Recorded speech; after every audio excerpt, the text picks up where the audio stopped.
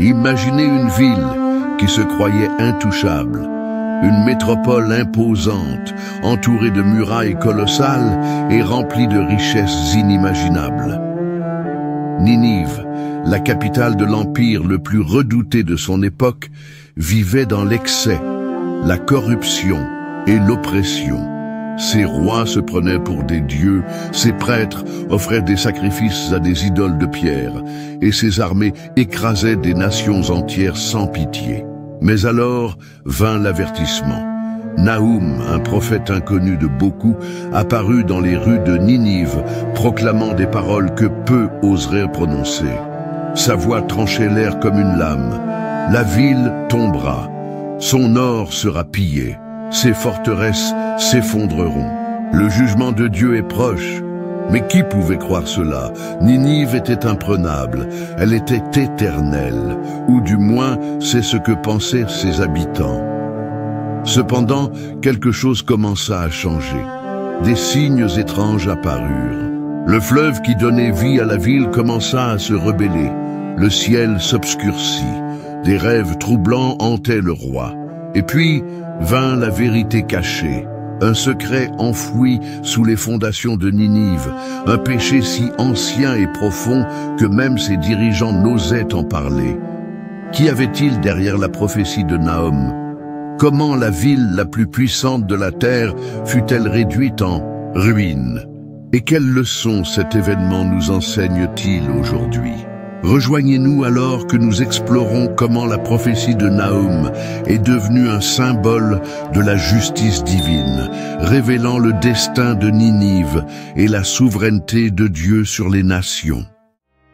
Dans l'immensité de l'ancienne Mésopotamie, où les vents soufflaient sur les collines et où les fleuves Tigre et Euphrate serpentaient comme les veines palpitantes de la terre, naquit Nahum, un homme dont le nom signifiait consolation, mais dont la vie serait marquée par la douleur et le poids d'un secret obscur. Dès son plus jeune âge, sa présence semblait porter un mystère silencieux, comme si la terre elle-même savait qu'il était destiné à quelque chose de plus grand que sa propre compréhension. Il était le fils d'Eliab, un homme juste, redouté, pour sa connaissance des Écritures, et de Myriam, une femme au cœur bienveillant, mais dont le regard portait une tristesse cachée. Son peuple, les Israélites, vivait sous l'oppression des royaumes païens, mais craignait aussi la colère de Dieu lui-même, qui avait si souvent envoyé des prophètes pour les avertir de leurs péchés. L'histoire de ce peuple était marquée par des cycles d'obéissance et de rébellion, de bénédiction et de châtiment, et Nahum grandit au milieu de récits de gloire passée et de souffrance. Dès son plus jeune âge, les paroles de son père résonnaient comme des présages. Eliab parlait avec respect et crainte de ceux que Dieu choisissait pour porter son message. Il savait que l'appel divin n'était jamais un fardeau léger. « Mon fils, la parole du Seigneur pèse sur ceux qui la portent. Si un jour il t'appelle, obéis, même si cela te fait souffrir. » Le jeune Nahum ne comprenait pas totalement la signification de ces mots, mais quelque chose en eux lui donnait toujours des frissons. Encore enfant, il se distingua comme scribe, transcrivant des textes sacrés pour les anciens et les chefs religieux. Ses doigts connaissaient bien le poids des parchemins, et ses mains devinrent agiles pour façonner chaque mot avec précision. Mais malgré son talent et le respect qu'il gagnait, il ressentait en lui une inquiétude qu'il ne pouvait expliquer. Quelque chose brûlait dans sa poitrine, un feu silencieux qu'il ne pouvait éteindre. Les années passèrent et le nom de Ninive commença à réapparaître dans les murmures des anciens.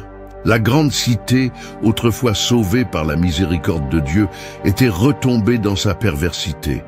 L'or coulait dans ses palais, mais le sang aussi. Les rois se livraient à la luxure et au pouvoir, les prêtres offrèrent des sacrifices humains dans des temples obscurs, et les justes étaient persécutés. Le peuple, qui s'était autrefois repenti, riait maintenant de la bonté divine, se moquant des avertissements des anciens prophètes. Puis vinrent les murmures. Au début, Nahum pensa qu'il ne s'agissait que d'échos du vent ou de fragments de rêves sans signification. Mais, nuit après nuit, ils devinrent plus intenses.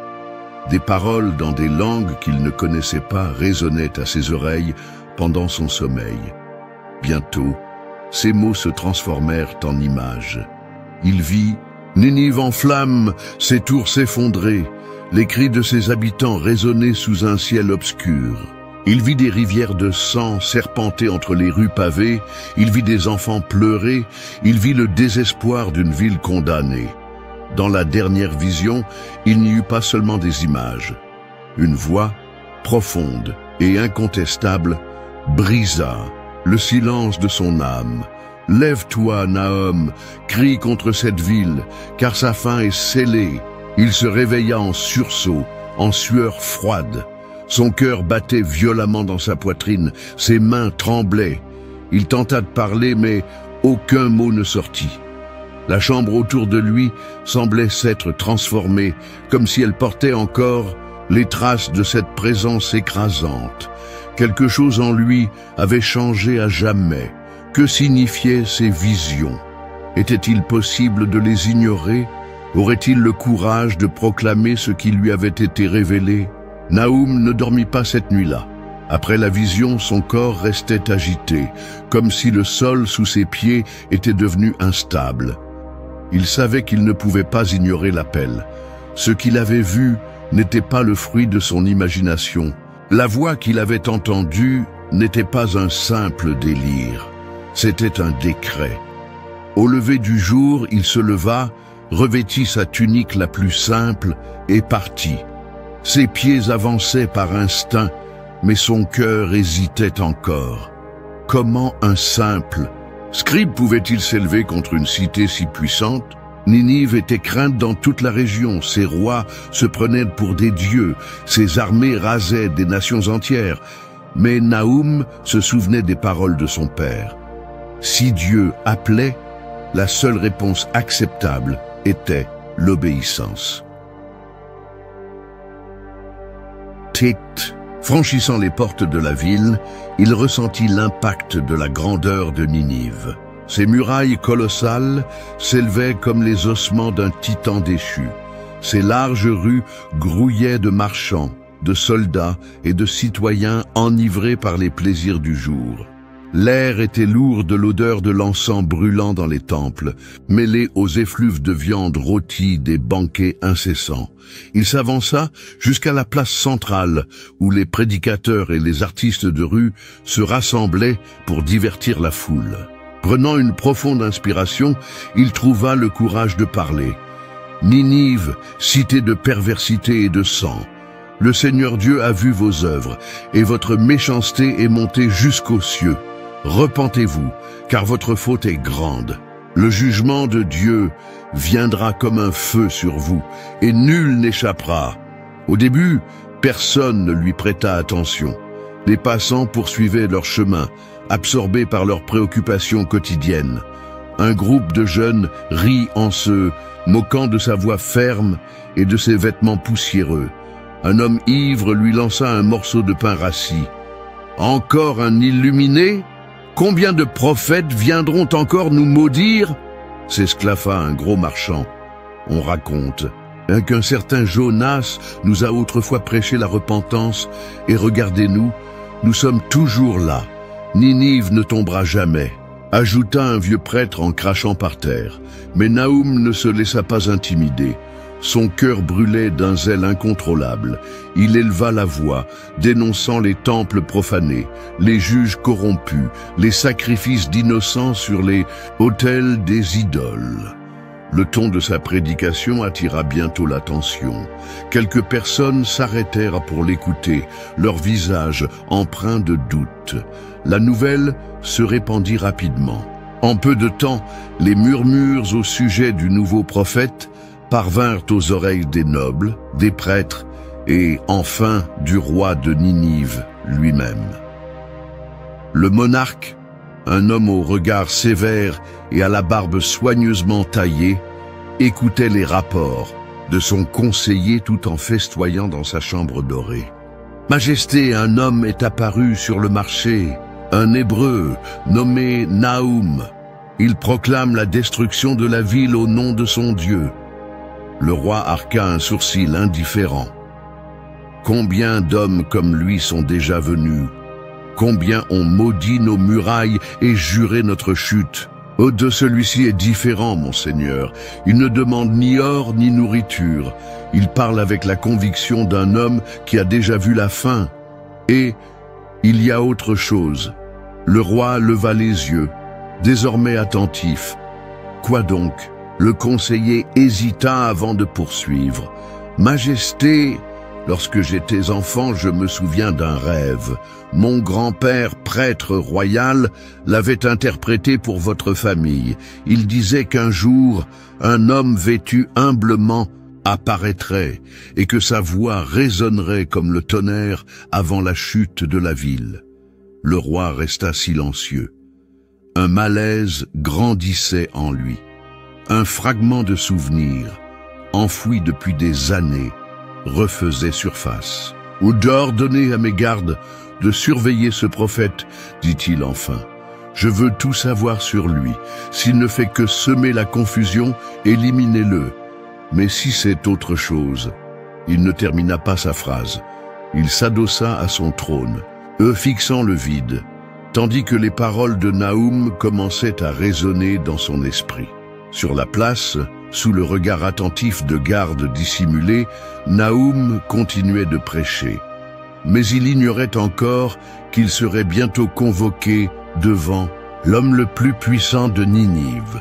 La lune apparaissait à l'horizon lorsque Nahum fut entraîné dans une ruelle étroite, ses sandales raclant contre les pierres froides. L'impact contre le mur lui coupa le souffle un instant. Mais il resta ferme. Devant lui, une silhouette, encapuchonnée, se tenait dans la pénombre, les yeux attentifs, la main posée sur le manche d'une dague. « Tu devrais fuir tant que tu le peux, prophète. » La voix était grave, mais dénuée d'hostilité. Nahum épousseta sa tunique et leva les yeux affrontant l'inconnu avec sérénité. « Fuir ! Ceux qui fuient sont ceux qui craignent la vérité. » L'homme hésita. Pendant un instant, il sembla incertain, partagé entre le fait de rester ou de disparaître dans l'ombre. « Tu ne comprends pas. Ninive n'est pas seulement une ville corrompue. Ce n'est pas seulement une puissance. Il y a quelque chose de vivant dans ses fondations, quelque chose qui n'aurait jamais dû être dérangé. » Nahum ne détourna pas le regard. Cette déclaration éveillait son attention. « Et toi ?» demanda-t-il calmement. « Si tu le sais, pourquoi es-tu ici? Pourquoi cela t'importe-t-il » L'inconnu prit une profonde inspiration, puis retira son capuchon, révélant un visage jeune mais marqué par l'inquiétude. « Je m'appelle Malik, » dit-il, observant le prophète avec un mélange de crainte et de curiosité. « Je sers le temple du roi en tant que scribe. Je connais les archives de la ville. Je connais ses lois, et je sais qu'il existe, quelque part, des secrets enfouis que personne n'ose mentionner. » Nahum croisa les bras. « Alors tu connais déjà le destin de Ninive ?» Malik détourna le regard, comme s'il essayait d'éviter cette vérité. « J'ai entendu des histoires, sur d'anciens rois ayant conclu des pactes, sur des temples érigés sur les ossements des innocents. Il y a des cavernes sous le palais, des passages que personne n'ose explorer, des archives qui ont été effacées des tablettes d'argile comme si elles n'avaient jamais existé. » Nahum fit un pas en avant, sa voix empreinte d'un ton prophétique. « Et tu ne t'es jamais demandé ce qui repose exactement sous cette ville ?» Un frisson parcourut Malik. Depuis son enfance, on lui avait enseigné que Ninive était indestructible, un empire bâti pour durer éternellement. Mais au fond de lui, un instinct qu'il ne pouvait ignorer, lui soufflait que Nahum disait la vérité. « Si tu sais quelque chose, Malik, c'est maintenant qu'il faut parler. » Le scribe hésita. Il se tenait au bord d'un abîme invisible. Jusqu'ici, ses soupçons n'étaient que des ombres, des fragments de rumeurs anciennes. Mais s'il décidait de chercher la vérité, il ne pourrait plus faire marche arrière. Le silence entre eux fut brusquement interrompu par un cri lointain. Malik se retourna immédiatement, le cœur battant à tout rompre. Qu'est-ce que c'était? Naoum resta immobile, l'observant attentivement. Un autre cri retentit, cette fois plus proche, provenant des entrailles de la ville. Malik retint son souffle. Il n'avait jamais entendu un tel son auparavant. Ce n'était ni un cri de guerre, ni les sanglots d'un prisonnier. C'était quelque chose de plus profond, quelque chose chargé d'une angoisse ancienne, comme si, depuis longtemps, quelque chose attendait d'être libéré. Quelque chose était en train de s'éveiller. Sous Ninive, avant de continuer, nous vous demandons votre soutien. Abonnez-vous à la chaîne et laissez un like sur la vidéo pour nous bénir et continuer à partager ces histoires de la Bible. Maintenant, poursuivons avec la prophétie de Naoum. Malik marchait dans les rues de Ninive, l'esprit en ébullition. L'avertissement de Naoum résonnait encore dans ses pensées, et ce cri étrange de la nuit précédente ne quittait pas son esprit. Quelque chose n'allait pas. Quelque chose était sur le point de changer. L'écrivain se dirigea vers la partie la plus ancienne de la ville où vivait un vieil homme nommé Harith. Il était l'un des derniers hommes justes de Ninive, un survivant d'une époque plus pure qui s'était tenu à l'écart de la corruption qui consumait le peuple. On disait que dans sa jeunesse, il avait servi dans le temple du roi, mais qu'il avait abandonné son poste après avoir découvert des vérités trop sombres pour être ignorées. Arrivé devant la modeste demeure de Harith, Malik frappa à la porte de bois usée. « Entre, mon fils !» La voix du vieil homme était faible mais ferme. Malik obéit et se retrouva face à un homme courbé par le poids des ans, à la longue barbe et aux yeux perçants, comme s'il voyait au-delà de la chair. La pièce était simple, des parchemins éparpillés sur une table rustique, une lampe, vacillante projetant des ombres dansantes sur les murs. « Je savais que tu viendrais, » dit Harith sans lever les yeux. Malik hésita. « Vous le saviez ?» Le vieil homme hocha lentement la tête. L'obscurité se met en mouvement, Malik. L'avertissement de Naoum n'était pas le premier, et je crains qu'il ne soit pas le dernier. Mais il y a quelque chose que tu dois comprendre avant de faire. Le prochain pas. Un frisson parcourut Malik. « Qu'est-ce que c'est ?» Harith se leva avec difficulté et s'approcha d'un vieux coffre. D'une main tremblante, il l'ouvrit et en sortit un parchemin enveloppé d'un tissu rouge. Les prêtres du temple cachent des archives interdites par le roi. Ce sont des récits anciens, plus vieux que Ninive elle-même, qui révèlent la véritable origine de la ville. Malik prit le parchemin, sentant le poids du secret qu'il portait. Que raconte-t-il? Harith le fixa, une profonde mélancolie dans le regard. Que Ninive n'a pas été bâtie seulement par des hommes, mais par quelque chose de bien plus ancien. Quelque chose qui a exigé un terrible prix pour offrir au roi l'empire qu'il désirait. Le cœur de Malik s'emballa. Quel prix? Harith prit une profonde inspiration avant de répondre. Le sang des innocents. Un silence pesant tomba sur la pièce. Malik sentit ses jambes vaciller. Cela signifie que... Oui, répondit Harith. Les fondations de la ville ont été scellées par des sacrifices. Ce qui est enfoui sous nous est encore vivant, Malik. Et il attend. L'écrivain porta une main à son visage. Il sentait son propre destin basculer sous ses yeux. Si les paroles de Harith étaient vraies, alors Ninive était condamnée d'une manière que personne ne pouvait imaginer. Le vieillard lui saisit l'épaule avec une force surprenante. « Si tu veux découvrir la vérité, tu dois aller au temple. Il y a d'autres archives cachées sous l'autel principal. Mais sois prudent, Malik. Les prêtres ne laisseront pas un homme comme toi révéler ce qu'ils ont passé des siècles à enterrer.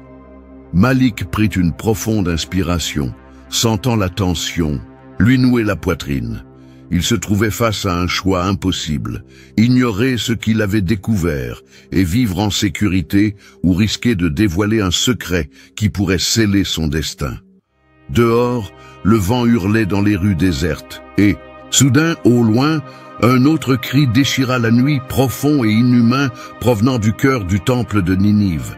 L'agitation grandissait à Ninive, comme une tempête sur le point de s'abattre sur la ville. Les paroles de Nahum, autrefois ignorées ou tournées en dérision, commencèrent à trouver refuge dans les cœurs les plus craintifs. Certains citoyens murmuraient au sujet des anciens avertissements des prophètes, tandis que d'autres se moquaient, s'abandonnant encore plus à la corruption et au luxe. Mais tous n'étaient pas indifférents. Dans le grand palais royal, un homme écoutait attentivement les rumeurs et ne cachait pas sa fureur. Le roi de Ninive. Assis sur son trône d'ébène et d'or, les doigts du monarque tambourinaient avec impatience contre l'accoudoir sculpté du siège. Devant lui, prêtres et conseillers se recroquevillaient, redoutant la colère qui s'accumulait comme le tonnerre prêt à gronder. Qui est cet homme qui parle contre la grande Ninive? La voix du roi résonna comme un coup de tonnerre dans la salle du trône. Il se nomme Nahum, Majesté, répondit un prêtre, la tête inclinée en signe de soumission.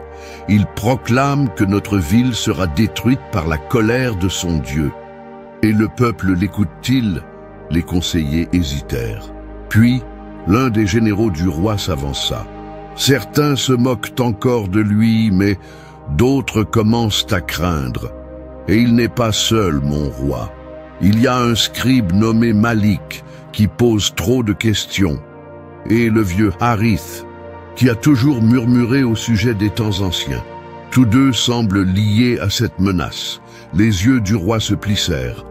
Alors nous allons régler cela immédiatement. J'ordonne que Nahum soit capturé sur le champ. Quant aux deux autres, tuez-les avant l'aube.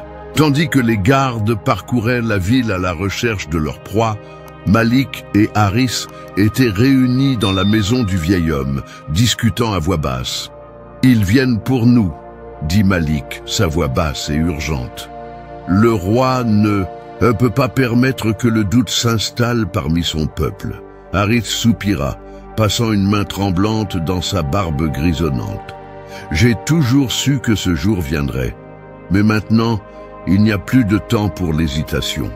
Nous devons partir d'ici. » Avant qu'ils ne puissent bouger, un bruit à l'extérieur les figea sur place, le son métallique de lances s'entrechoquant contre des armures, des pas lourds résonnant sur la terre battue. « Par les cieux !» murmura Malik. « Ils sont déjà là !» Il n'y avait pas d'issue par l'arrière. Les rues étaient surveillées. Le seul chemin était à travers la nuit, sous les yeux vigilants des hommes du roi. Harith posa une main ferme sur l'épaule de Malik. « Écoute-moi, garçon, quelque chose de bien plus grand est en jeu ici.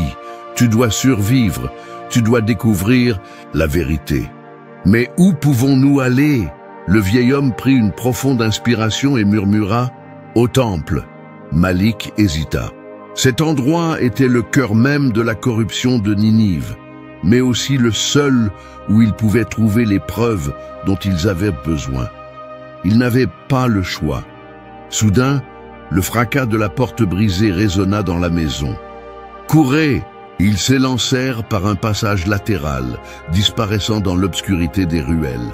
Les voix des soldats les poursuivaient, les lances tintant alors qu'ils se lançaient à leur poursuite. Le cœur de Malik battait à tout rompre. C'est alors qu'il comprit quelque chose de terrible. Ils ne faisaient pas que fuir, ils étaient chassés. La nuit semblait les envelopper comme un lourd voile, tandis que Malik et Harith se faufilaient dans les ruelles étroites de Ninive. L'air était dense, chargé des odeurs de la ville, un mélange de fumée, d'épices et d'une pourriture dissimulée dans les venelles oubliées. Leurs pas étaient rapides mais prudents. Le moindre bruit trop fort pouvait attirer l'attention indésirable des gardes patrouillant à la recherche de Naoum et de quiconque oserait défier le roi. Harith avançait d'un pas assuré, les yeux attentifs à chaque ombre autour d'eux. Il connaissait la ville comme peu d'autres, et ses mains calleuses avaient déjà glissé sur ces mêmes murs de pierre dans le passé, lorsque la persécution des justes n'était pas encore aussi féroce. Malik, quant à lui, sentait son cœur battre à tout rompre. Il n'était ni guerrier ni prophète. Il était scribe, un homme habitué à consigner les histoires, non à les vivre.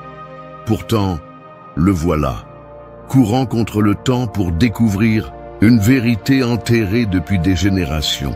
Le temple apparut devant eux, imposant même sous le manteau de la nuit. Ces colonnes gigantesques se dressaient comme des sentinelles silencieuses, gardant les secrets que les prêtres protégeaient si jalousement. Malik hésita en contemplant ces portes sculptées de symboles anciens. Il était interdit à quiconque d'entrer après le coucher du soleil, et encore plus de fouiller les archives interdites. Harith posa doucement une main sur son épaule. « Si c'est le moment d'avoir peur, c'est maintenant, » murmura l'ancien. « Mais si c'est le moment d'agir, c'est aussi maintenant. » Prenant une profonde inspiration, Malik acquiesça. Ils contournèrent le temple jusqu'à une petite ouverture dissimulée entre les rochers. C'était une entrée que peu connaissaient, autrefois utilisée par les scribes et les serviteurs pour transporter des parchemins, sans perturber les cérémonies sacrées. L'obscurité à l'intérieur du temple était totale, mais Harith semblait savoir exactement où poser les pieds. Ils avancèrent en silence jusqu'à un couloir étroit, dont les murs étaient couverts d'inscriptions anciennes. L'odeur des parchemins vieillissants et des bougies éteintes emplissait l'air, mêlée aux effluves métalliques de l'encens, qui flottait encore. Malik trouva une torche éteinte dans un support de fer et l'alluma à l'aide des braises encore chaudes d'un autel voisin. La faible lueur révéla de hautes étagères, chargées de parchemins et de tablettes d'argile, racontant les exploits des rois et de leurs dieux. « Que cherchons-nous » murmura Malik, ses yeux scrutant les archives. Harith ne répondit pas immédiatement. Il prit une tablette de pierre et l'étudia à la lumière vacillante. « Quelque chose qui prouve que Naoum dit la vérité », finit-il par dire. « Quelque chose qui montre que la condamnation de Ninive n'est pas un délire de prophète, mais une sentence scellée par les erreurs du passé. » Ils fouillèrent les archives pendant de longues minutes, feuilletant des papyrus, passant les doigts sur des mots gravés avec précision sur des tablettes d'argile. La plupart relataient des batailles, des alliances, des promesses faites et brisées. Mais soudain, dans une étagère cachée au fond de la salle, Harith trouva un parchemin scellé d'un sceau d'or. Un frisson parcourut l'échine de Malik en voyant l'emblème royal gravé dans la cire. Seuls les décrets les plus importants de la lignée du roi étaient protégés de cette manière. D'une main tremblante, l'ancien brisa le sceau et déroula délicatement le parchemin. Leurs yeux parcoururent les lignes écrites à l'encre sombre. À mesure qu'ils lisaient, le sang de Malik se glaçait. Le document parlait d'un crime odieux, d'un acte de trahison contre un peuple entier. Il révélait que les ancêtres du roi avaient versé du sang innocent pour fonder Ninive sur des ossements oubliés. « C'est la raison de la colère de Dieu », murmura Harith, la voix chargée de chagrin. « Les fondations de cette ville sont un tombeau caché. » Avant qu'ils ne puissent pleinement comprendre la gravité de leur découverte, un bruit déchira le silence. Des pas précipités résonnèrent dans le couloir de pierre, suivis par le son métallique d'épée dégainée. Quelqu'un les avait trouvés. Malik éteignit la torche par réflexe, les plongeant tous deux dans l'obscurité totale. Haritz lui saisit le bras, le guidant vers un coin de la salle tandis que les pas se rapprochaient. Des voix murmuraient des ordres et la lumière tremblotante des torches commença à envahir la pièce. Malik retint son souffle. Il tenait toujours le parchemin entre ses doigts nerveux, ses bords froissés par l'angoisse. Il savait que s'ils étaient capturés, aucune pitié ne leur serait accordée. Et soudain, la porte s'ouvrit violemment. La cellule où Nahum avait été jeté était froide et humide, avec des murs de pierre qui semblaient respirer sous le poids de l'histoire oubliée. Le prophète était enchaîné, mais son esprit restait inébranlable. Il ressentait l'oppression du lieu, l'odeur de la mort imprégnée dans les parois, mais ses lèvres ne cessaient de proclamer la vérité. Les ombres dansaient sous la lumière vacillante des torches qui éclairaient les couloirs du palais, et chacune de ces paroles résonnait comme un tonnerre aux oreilles des gardes qui surveillaient sa prison. « Ninive tombera !» s'écriait-il. « Comme des feuilles emportées par le vent, ses richesses se disperseront, ses murs seront renversés, ses fleuves se retourneront contre vous. Dieu lui-même a décrété votre fin, et rien ne pourra empêcher ce qui va arriver. » Les gardes échangeaient des regards inquiets. Ils avaient déjà vu de nombreux prisonniers murmurer dans le désespoir, mais cet homme parlait avec une certitude effrayante. Même enchaîné, il semblait être le seul véritablement libre en ces lieux. Dans la salle royale, le roi arpentait nerveusement la pièce. Le poids de sa couronne semblait s'alourdir sur sa tête, rendant ses pensées aussi denses que le plomb. Nahum n'était qu'un homme, un prophète errant, et pourtant ses paroles ne quittaient pas l'esprit du monarque. Il tentait de les ignorer, mais quelque chose brûlait en lui, une inquiétude qui grandissait nuit après nuit. Et puis vinrent les cauchemars. Dans les profondeurs de son sommeil, le roi se voyait face à une ville en flammes. L'air était rempli de cris, de pleurs désespérés résonnant comme un chant funèbre. Les rues de Ninive se désagrégeaient sous une secousse violente, et les eaux du Tigre s'élevaient comme des murailles vivantes, engloutissant tout sur leur passage. Le ciel était noir, déchiré par des éclairs rouges comme du sang. Au milieu de la destruction, une silhouette surgit, un homme aux vêtements simples, mais dont le regard brûlait comme un brasier. « La ville a été jugée », dit la figure, et la sentence est scellée. Le roi se réveilla en sueur, le cœur battant à tout rompre. Pendant des jours, il tenta de chasser ces images, refusant d'accepter qu'elles soient autre chose que les divagations d'un esprit fatigué. Mais les cauchemars revenaient chaque nuit, de plus en plus vifs, de plus en plus réels. Désespéré, il convoqua ses prêtres. Ceux-ci arrivèrent en hâte, leurs lourdes tuniques traînant sur le sol de marbre du palais.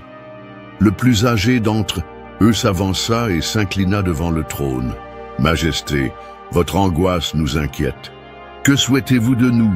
Le roi passa ses mains tremblantes sur son visage avant de les fixer du regard. « Mes rêves, ils ne cessent pas, » avoua-t-il, la voix chargée de fatigue. « Je veux que vous en interprétiez la signification. » Les prêtres échangèrent des regards furtifs. Le roi n'était pas un homme qui montrait habituellement des signes de faiblesse. S'il en venait à demander de l'aide, la source de son tourment devait être profonde. Le plus vieux des prêtres inclina la tête et répondit avec prudence « Nous devons savoir, Majesté. Dans vos rêves, y a-t-il un signe des dieux? Une vision que nous pourrions déchiffrer ?» Le roi hésita un instant avant de répondre. « Il y a un homme, » murmura-t-il, « un homme qui parle au nom d'un dieu qui n'est pas le nôtre.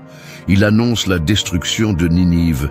Et alors, je vois la ville s'effondrer, je vois le feu et les eaux tout dévorer, je vois la ruine. » Le silence tomba dans la salle.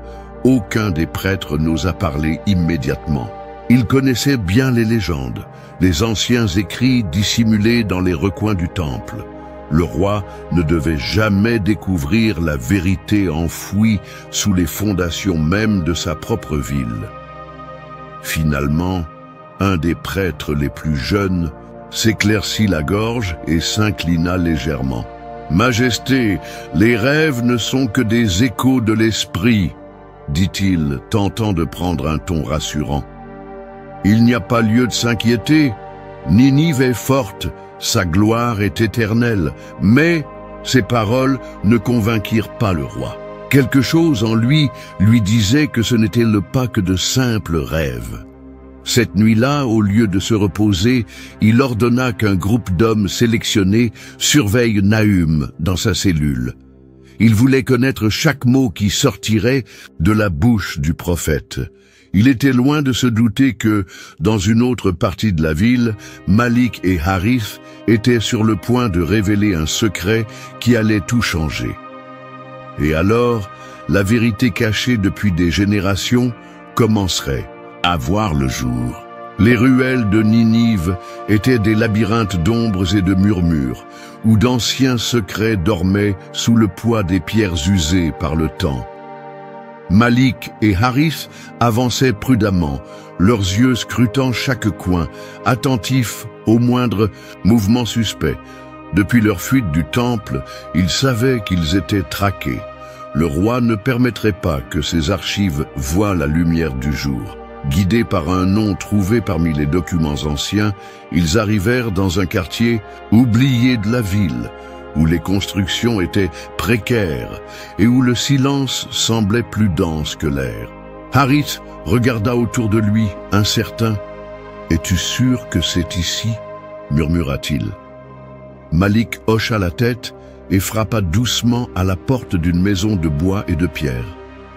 Quelques instants s'écoulèrent avant qu'une voix fatiguée ne se fasse entendre de l'autre côté. « Qui est-ce ? Nous cherchons des réponses, » répondit Malik, tentant de contenir son anxiété. « Des réponses sur ce qui s'est passé il y a longtemps. » La porte grinça en s'entr'ouvrant, révélant une femme âgée, son visage marqué par des rides racontant des histoires de douleur et de résistance. Ses yeux, cependant, gardaient encore l'éclat de ceux qui savent plus qu'ils ne le laissent paraître. « Entrez », dit-elle, les observant attentivement, avant de refermer la porte derrière eux. L'intérieur de la maison était modeste, avec peu de meubles et une cheminée éteinte. Harith regardait autour de lui, nerveux, tandis que Malik rassemblait son courage pour parler. « Nous avons trouvé des archives dans le temple, » commença-t-il. « De vieux documents qui parlent d'un crime commis par les ancêtres du roi. Nous voulons connaître la vérité. » La femme prit une profonde inspiration et s'assit, ses doigts entrelacés sur ses genoux. « Vous êtes fou de venir ici avec ces questions, » murmura-t-elle. « Mais peut-être est-il enfin temps que la vérité soit révélée. » Elle se pencha en avant, sa voix désormais un filet de lamentation. Il y a bien des années, alors que Ninive n'était pas encore aussi puissante, une lignée royale, différente de celle qui règne aujourd'hui, existait. L'ancien roi gouvernait avec justice, mais ses rivaux le redoutaient. Il fut trahi par ses propres hommes et sa famille fut massacrée. Seul un enfant survécut, caché parmi les serviteurs. Harith sentit un frisson lui parcourir l'échine. « Cet enfant, c'était vous ?» La femme hocha lentement la tête. « J'ai grandi en silence, écoutant les murmures des plus anciens. Je savais que mon sang était maudit par le nouveau roi. Mon nom fut effacé, mon histoire enterrée. Mais je n'ai jamais oublié Malik. » Sentait son cœur battre violemment dans sa poitrine. Tout prenait enfin sens. Le roi actuel régnait sur un trône de sang, usurpant un droit qui n'était pas le sien. La lignée légitime de la ville avait été effacée, et les atrocités commises pour assurer ce pouvoir étaient enfouies, avec les documents qui avaient failli leur coûter la vie. Harith passa ses mains sur son visage, accablé par le poids, de cette révélation. Si cette histoire est racontée, si le peuple apprend la vérité, le règne s'effondrera, compléta la femme. Malik se leva, inspirant profondément. Maintenant que la vérité leur était révélée, ils devaient décider quoi en faire. S'ils la divulguaient, Ninive sombrerait dans le chaos et leur vie serait en danger.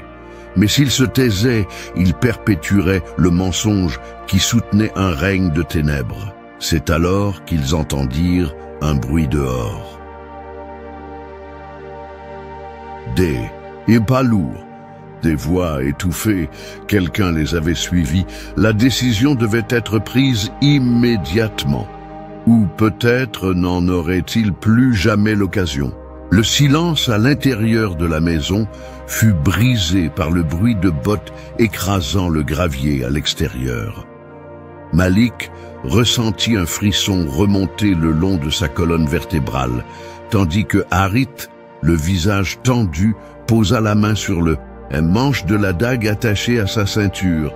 La femme qui leur avait offert refuge ferma les yeux, son expression marquée par la résignation. « Ils nous ont trouvés », murmura-t-elle, la voix tremblante.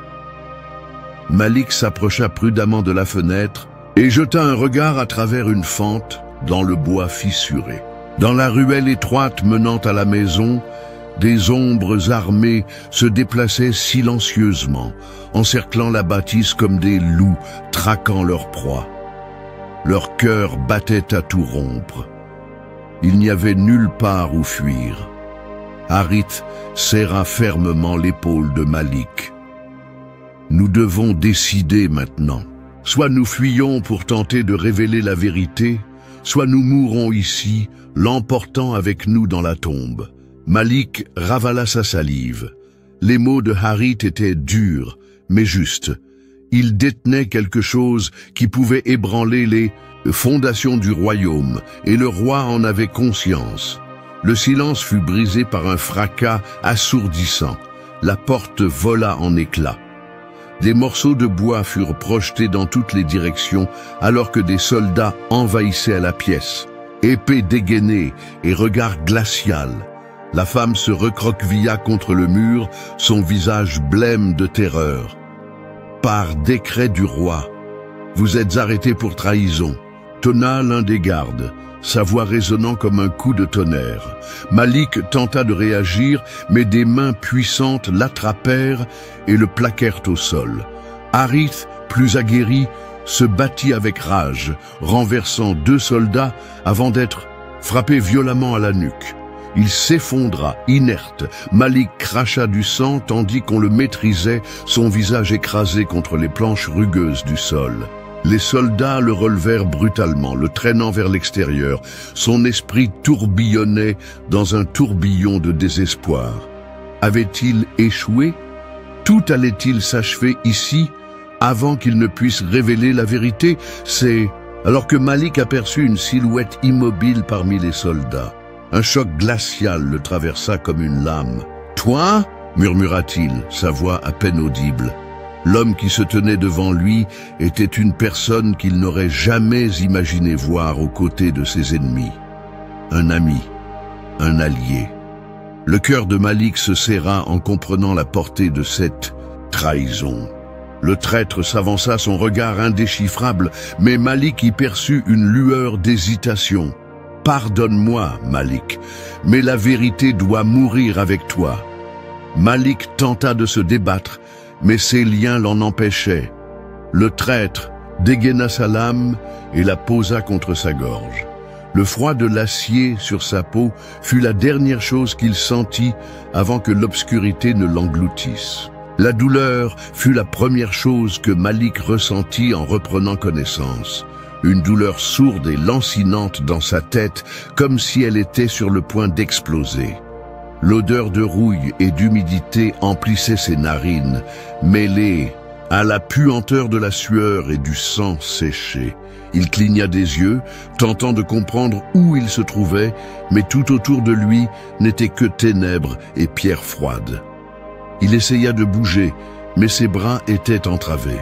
Des chaînes de fer mordaient ses poignets, et il sentit la chaleur de son propre sang s'écouler sur sa peau blessée. Le souvenir lui revint comme un coup porté en plein cœur. La fuite, l'attaque, le traître, Harith. Son cœur s'emballa. Il devait le retrouver. Avec difficulté, il se traîna sur le sol rugueux de la cellule, ses muscles protestant à chaque mouvement. Tout son corps était meurtri, comme s'il avait été battu sans pitié avant d'être jeté là. Puis, il le vit.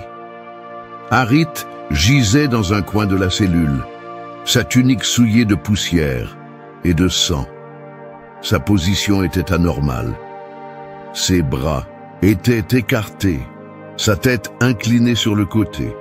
Malik rampa jusqu'à lui, ignorant la douleur et les blessures.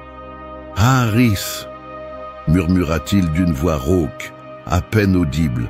Aucune réponse. Juste le silence oppressant de la prison.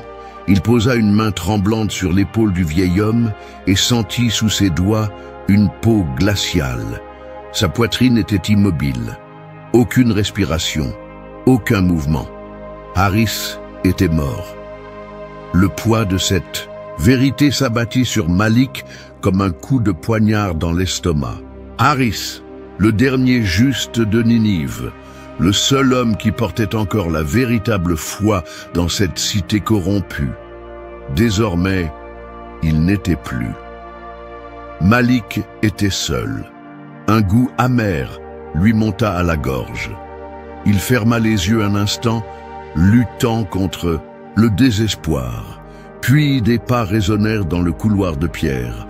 La porte de fer grinça en s'ouvrant et la lueur des torches inonda la cellule, obligeant Malik à plisser les yeux. 2 gardes entrèrent, armés, leurs visages impassibles. Et derrière eux, vêtu d'un habit richement orné, se tenait le roi de Ninive. Le monarque le toisa de haut, comme s'il évaluait un animal destiné à l'abattoir. « Toi et ce vieillard avez semé le chaos dans ma cité, » déclara-t-il, d'une voix grave et froide.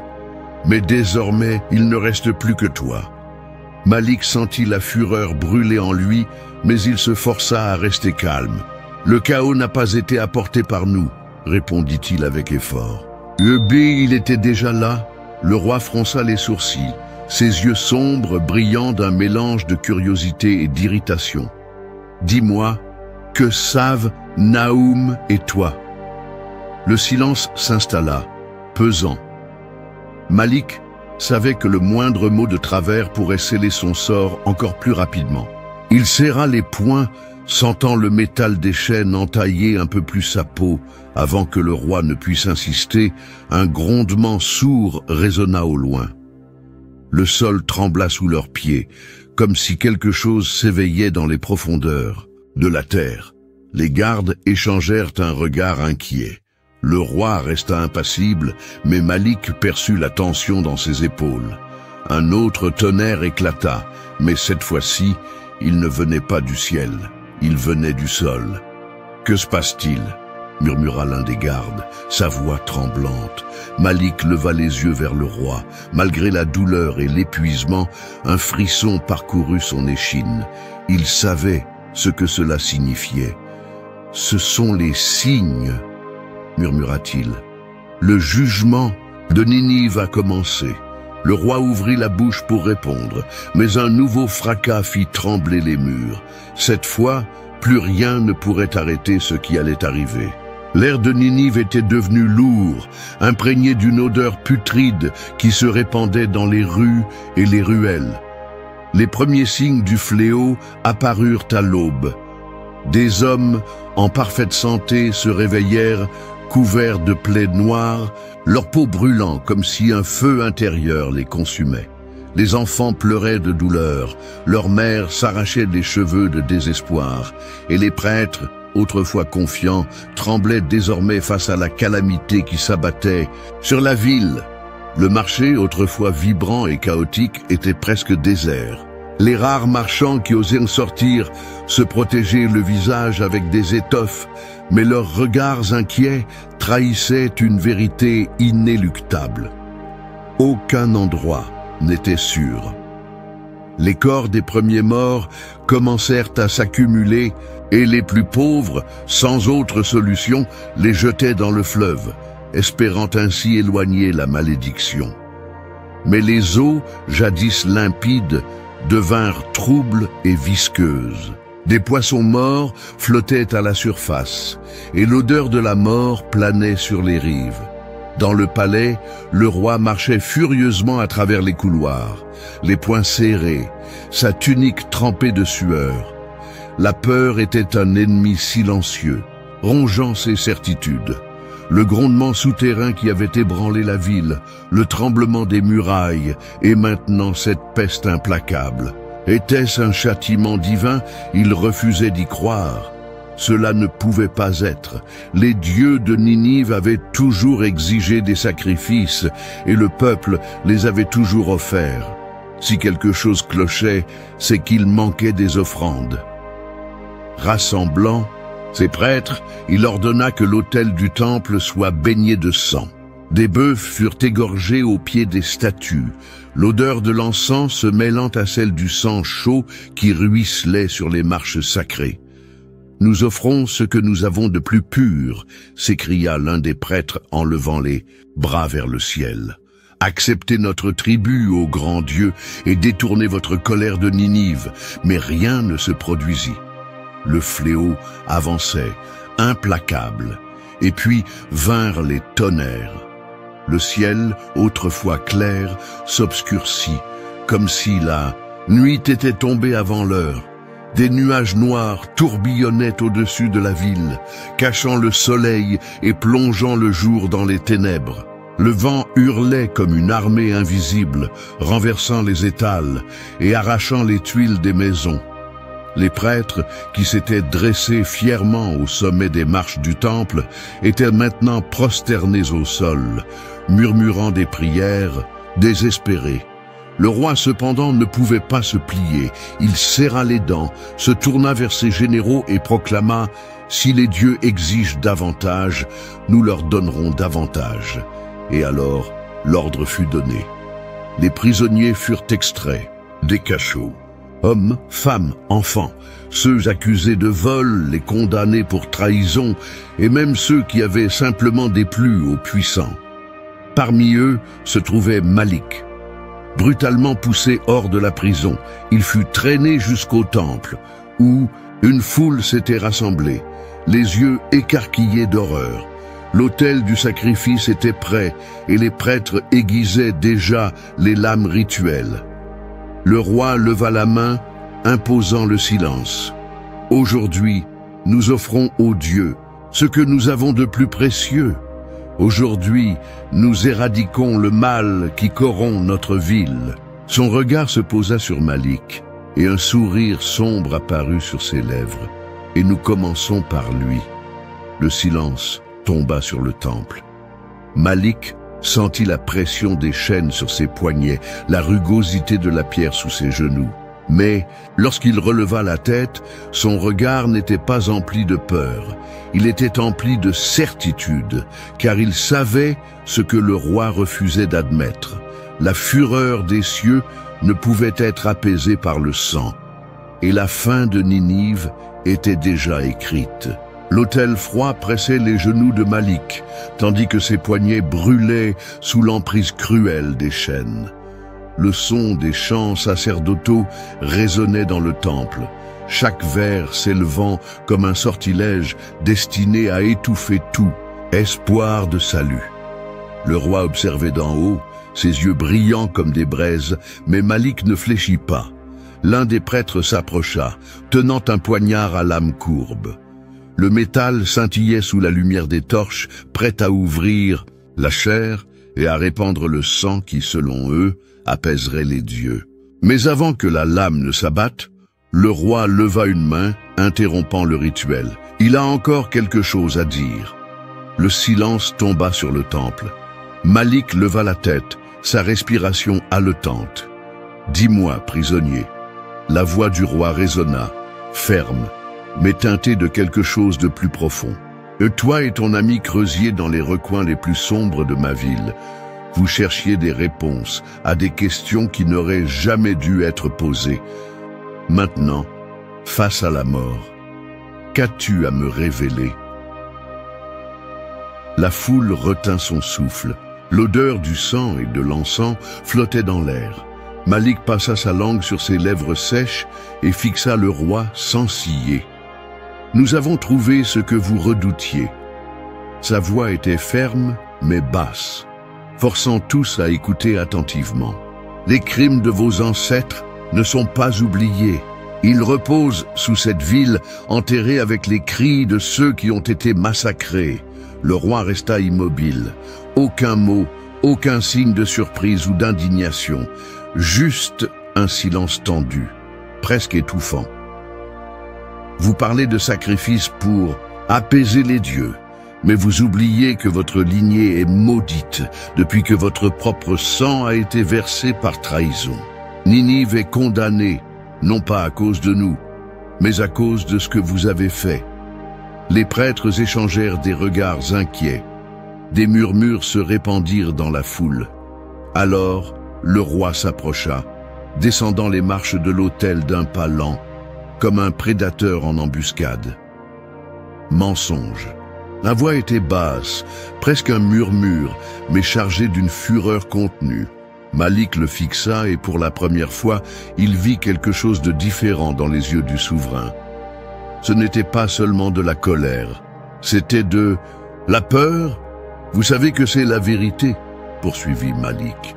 Vos rêves sont hantés, car les âmes de ceux qui ont été réduits au silence réclament justice. La peste, les signes, les cieux qui se retournent contre vous, tout cela n'est pas une punition des dieux, c'est la voix de la vérité perçant la terre où vous avez tenté de l'enterrer.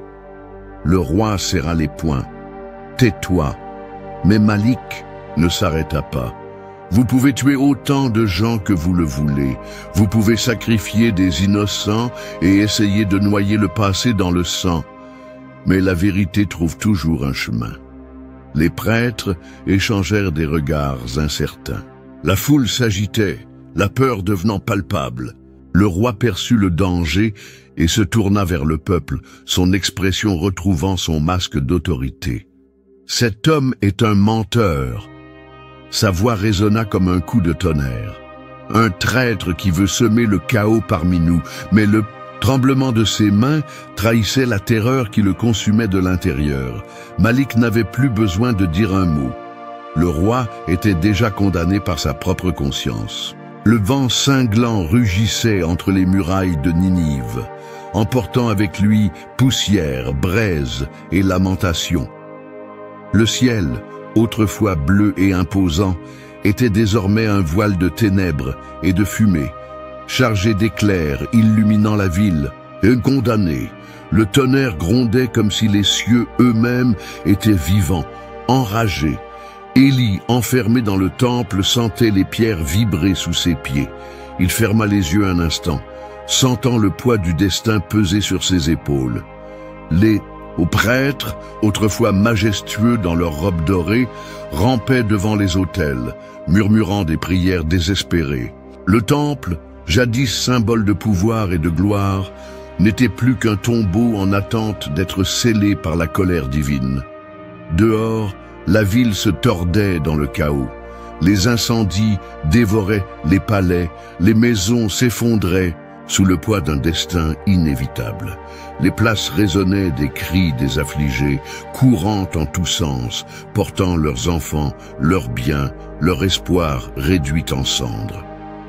Au sommet du palais, le roi Joachim observait la scène, le visage blême, les yeux écarquillés. Ses mains tremblaient sur le parapet, incapables de saisir autre chose que la terreur.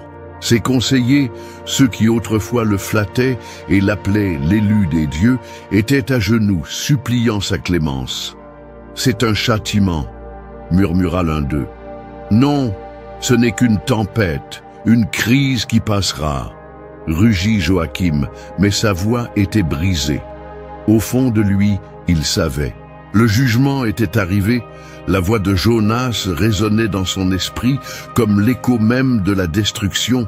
La ville saignera, car son venin a empoisonné la terre. Son or sera pillé, son peuple souffrira, et le pouvoir des rois sera comme de la paille emportée par le vent. Les murailles, autrefois jugées invincibles, tremblèrent. De petites fissures commencèrent à s'élargir, comme si les fondations mêmes de la ville cédaient sous le poids de ses péchés. Le sol se mit à trembler violemment. Élie entendit le fracas lointain des tours s'effondrant. Dans le temple, les gardes tentèrent de fuir, renversant tout sur leur passage. Leurs épées tombèrent au sol, inutiles face à l'effondrement imminent. Élie, encore enchaîné, tira sur les chaînes, sentant la peau de ses poignets se déchirer. Son cœur battait à tout rompre. Les colonnes grincèrent, comme si elles hurlaient de douleur. Dehors, le peuple commençait à se retourner contre le palais. La haine, autrefois muselée par l'oppression, brûlait désormais comme un brasier. « Le roi nous a trahis, il a attiré ce malheur sur nous !» cria un homme, sa voix s'élevant au milieu de l'émeute. « Le sang des innocents réclame. »« Vengeance !» hurla un autre. L'émeute enfla. Les portes du palais furent assiégées par des citoyens en furie, se pressant les uns contre les autres. Certains brandissaient des torches, d'autres des outils de travail, des lances de fortune, tout ce qui pouvait servir à abattre les portes royales. À l'intérieur de la forteresse, Joachim vacillait, incapable de croire ce qu'il voyait. Il se tourna vers ses conseillers, en quête de réponse, mais leurs visages étaient sombres, vides. Un tonnerre assourdissant déchira le ciel, suivi d'un éclair s'abattant sur l'une des tours, la réduisant en décombres dans une explosion d'étincelles et de poussière. À chaque instant, Élie sentait l'effondrement approcher. Il tira sur les chaînes de toutes ses forces jusqu'à ce que les maillons cèdent. Le fer tomba lourdement au sol, le libérant. Ses jambes étaient faibles, mais il se releva, titubant jusqu'à la porte. Le temple s'écroulait sur lui, mais il ne se retourna pas. Il savait que le destin de Ninive était déjà scellé, le jugement de Dieu était accompli. Le tonnerre résonnait comme des tambours de guerre dans le ciel obscurci. L'odeur de la fumée et du sang imprégnait les rues. Les murailles autrefois impénétrables étaient maintenant fissurées, béantes comme des plaies ouvertes. L'armée ennemie avançait, ses étendards flottant sous un vent chargé de cendres. Élie trébuchait parmi les décombres, les poumons en feu à cause de l'air saturé de suie.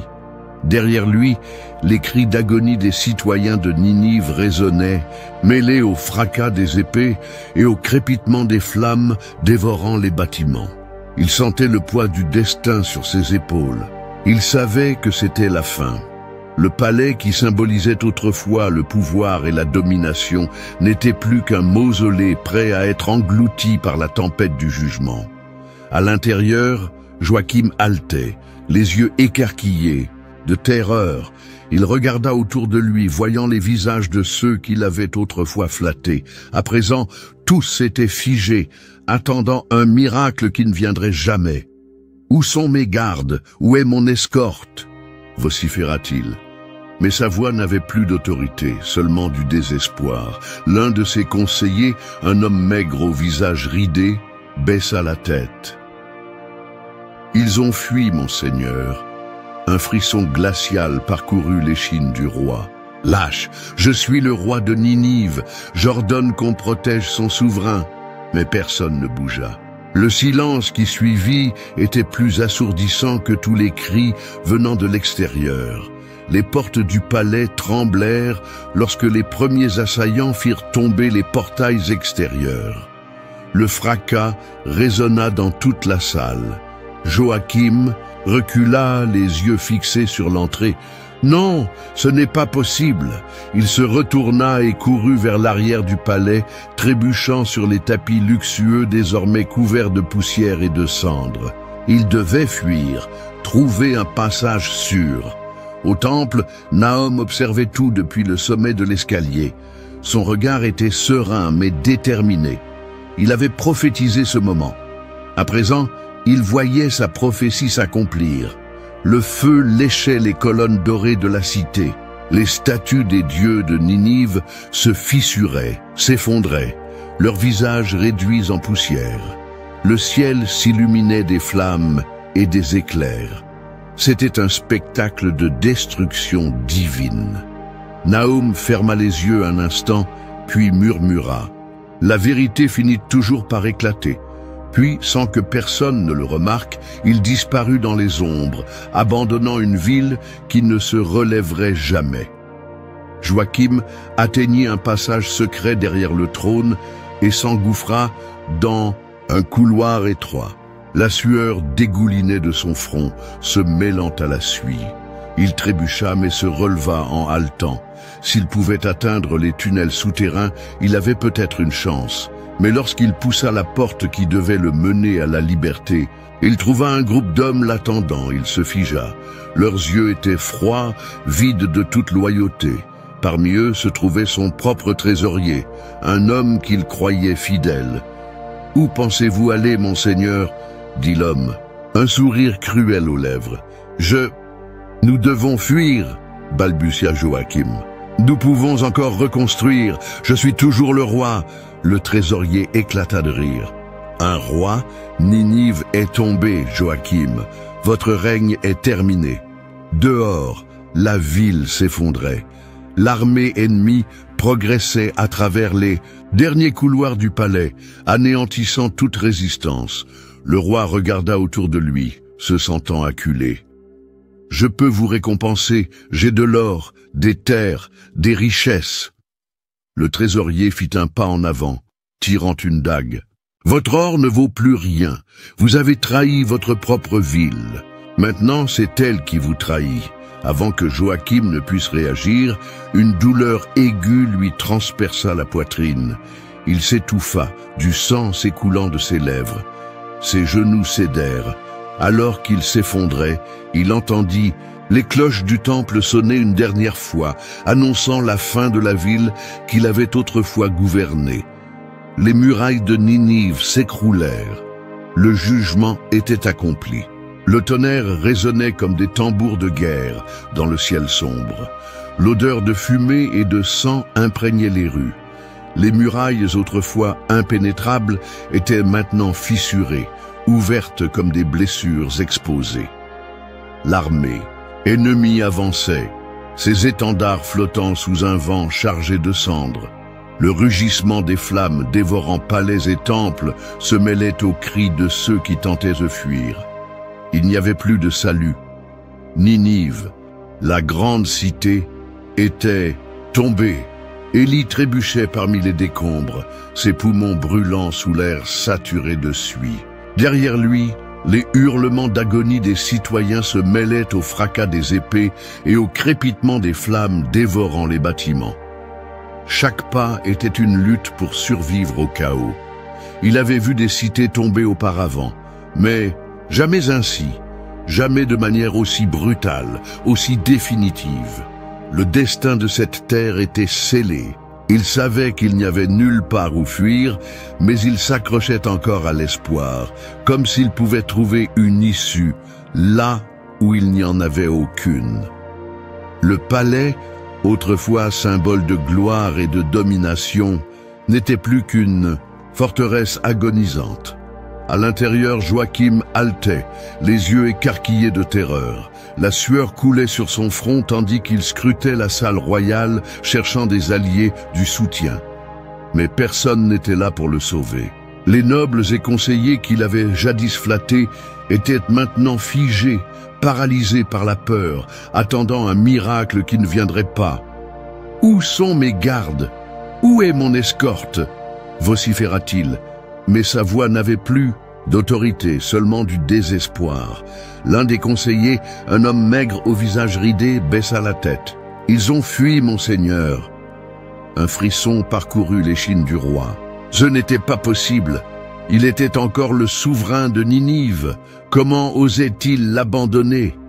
Il serra les poings, tentant de contenir la rage et la peur qui envahissaient sa poitrine. « Lâche! Je suis le roi de Ninive! Je vous ordonne de protéger votre souverain !»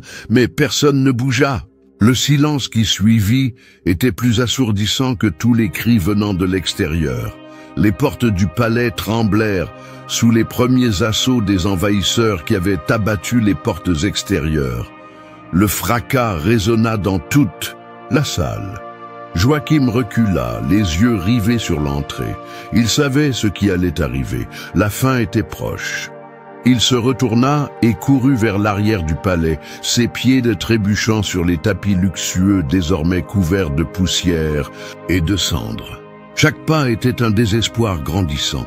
S'il pouvait atteindre les tunnels souterrains, peut-être avait-il encore une chance. Peut-être pourrait-il s'échapper, rassembler des forces, se venger. Au temple, Nahum observait tout depuis, le sommet des marches. Son regard était serein, mais ferme. Il avait prophétisé cet instant. Maintenant, il voyait sa prophétie s'accomplir.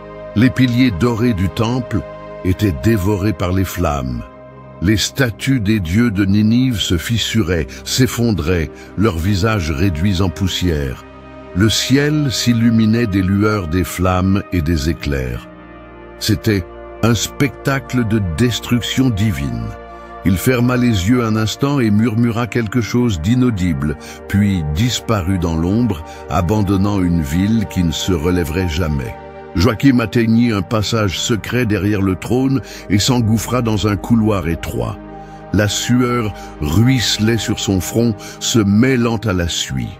Il trébucha mais se releva, haletant. S'il pouvait sortir, traverser les tunnels, il y avait encore un espoir. Mais lorsqu'il poussa la porte qui devait lui offrir la liberté, il trouva un groupe d'hommes l'attendant. Il se figea. Leur regard était froid, vide de toute loyauté. Parmi eux se trouvait son propre trésorier, un homme qu'il considérait comme un serviteur fidèle. « Où pensez-vous aller, monseigneur ?» La voix portait une ironie cruelle. « Nous devons fuir, balbutia Joachim. Nous pouvons encore reconstruire. Je suis toujours le roi. » Le trésorier éclata de rire. « Un roi. Ninive est tombée, Joachim.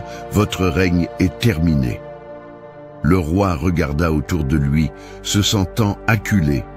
Il tenta d'argumenter, s'accrochant à la moindre lueur d'espoir. « Je peux vous récompenser. J'ai de l'or, des terres, des richesses. » Le trésorier fit un pas en avant, tirant une dague. « Votre or n'a plus aucune valeur. Vous avez trahi votre propre ville.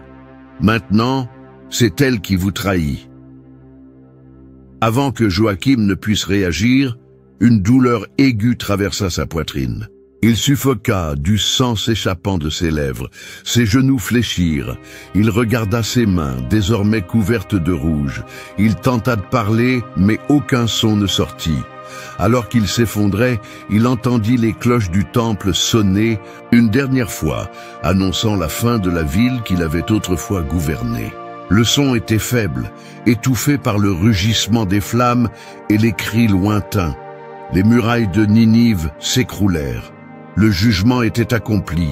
Il n'y aurait ni résurrection, ni reconstruction. Seulement des ruines et de la poussière, emportées par le vent comme si la ville n'avait jamais existé. Élie, toujours en train de courir parmi les décombres, s'arrêta un instant et regarda en arrière. Il vit les tours s'effondrer, les derniers cris de la ville s'éteindre dans l'air. Il savait qu'il n'y aurait plus d'aube pour Ninive. Nahum observait de loin, ses vêtements tachés de suie et de poussière. Il ne sourit pas, ne célébra pas. Il se contenta de se détourner et de poursuivre son chemin. La ville avait rencontré son destin. Puis, la poussière retomba, le feu consuma les derniers vestiges, et la grande Ninive, la ville qui avait défié les cieux, ne devint plus que cendre.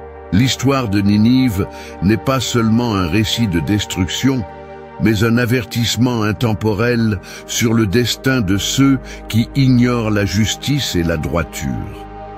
La prophétie de Nahum s'est accomplie, non parce que la ville était trop grande, mais parce qu'elle était devenue trop corrompue. L'orgueil et l'arrogance ont aveuglé ses dirigeants, l'injustice et la cruauté sont devenues ses fondations, et lorsque le temps du jugement est arrivé, il n'y avait plus de place pour la miséricorde. Le message de Naoum dépasse les murailles en ruine de Ninive. Il résonne dans nos propres vies, dans nos choix quotidiens, dans la manière dont nous traitons les autres et dans la façon dont nous gérons le pouvoir et la responsabilité. L'histoire nous enseigne qu'aucune force humaine, aussi puissante soit-elle, ne peut échapper à la vérité. La justice peut sembler tarder, mais elle s'accomplit toujours. Combien de fois agissons-nous comme Ninive, croyant que nos actions n'auront pas de conséquences? Combien de fois ignorons-nous les avertissements, persistons-nous dans l'erreur et cherchons-nous la sécurité dans des choses éphémères? La chute de la ville n'a pas été qu'un simple événement historique. Elle est une leçon sur la nature passagère de la gloire humaine et l'inévitabilité du jugement divin. En réfléchissant à cette histoire, nous devons nous interroger, bâtissons-nous nos vies sur l'orgueil et la vanité comme Ninive, ou cherchons-nous la vérité et la justice comme Naoum l'a prophétisé? L'arrogance mène toujours à la ruine, mais l'humilité et le repentir offrent un chemin d'espérance. Que nous puissions apprendre de Ninive avant qu'il ne soit trop tard, car le temps passe, les empires s'effondrent, mais la vérité et la justice de Dieu demeurent éternelles. Si vous avez aimé cette histoire, 2 autres vidéos de récits bibliques similaires apparaîtront sur votre écran. Cliquez pour les regarder et n'oubliez pas de vous abonner à la chaîne et de laisser un like. Que Dieu soit avec vous.